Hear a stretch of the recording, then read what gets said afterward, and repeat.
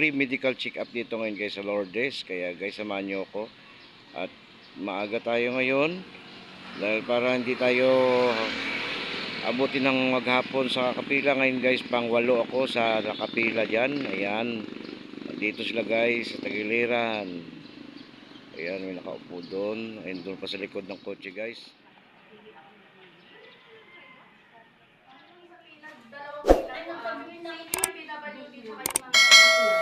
Lalo na yung nagpa-check up na may lagnat.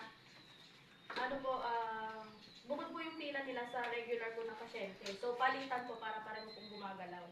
Kasi baka po mamaya may mag-react na mga nasa likod nyo, pakisabihan na lang po.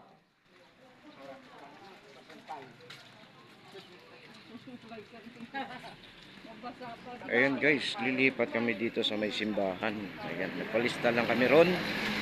Ngayon lilipat namin sa may simbahan.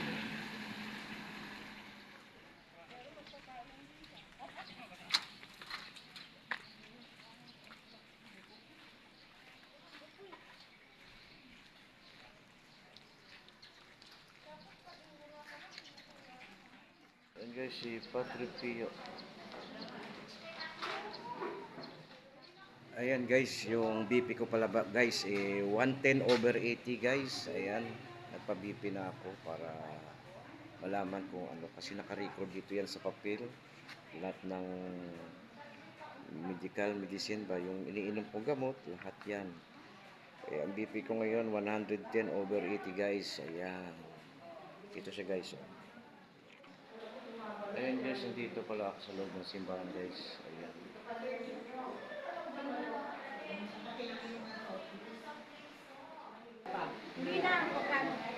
Okay, you follow this number, okay? Number 1.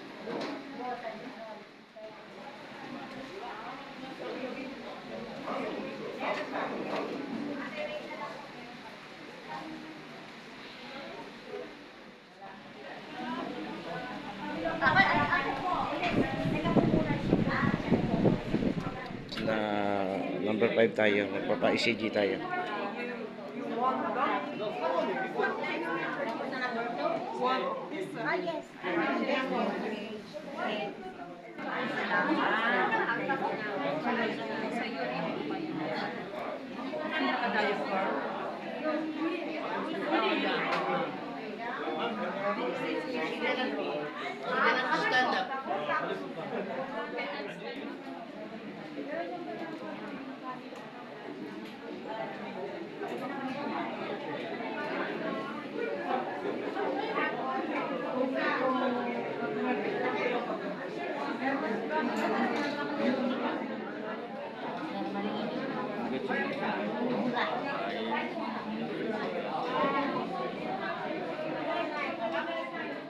Lakad.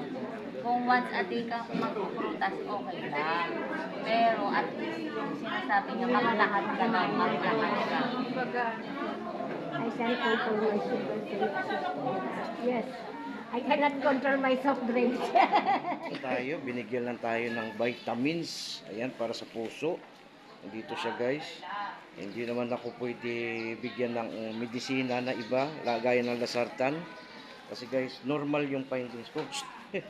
Normal yung findings natin sa puso.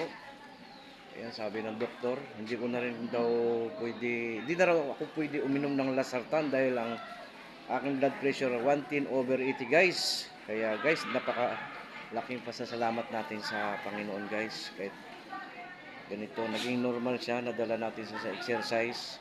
Pero may naramdaman pa rin ako hingal. Siyempre, sa edad na rin siguro natin guys, kaya may hingal na rin tayo. Kasi tumatakbo ako, nagja-jogging, lalakad, ayan, ng ilang kilometro, ayan. Naramdaman talaga natin ang hingal guys. Pero pasalamat ako rito guys, dahil naging normal ang aking findings dito sa ECG guys, ayan. Ngayon guys, pauwi na tayo. Ayan, salamat sa Diyos. Yan, don't forget to subscribe my YouTube channel guys, Bilots TV. Ayan, nandito pa ako sa simbahan. Bye-bye.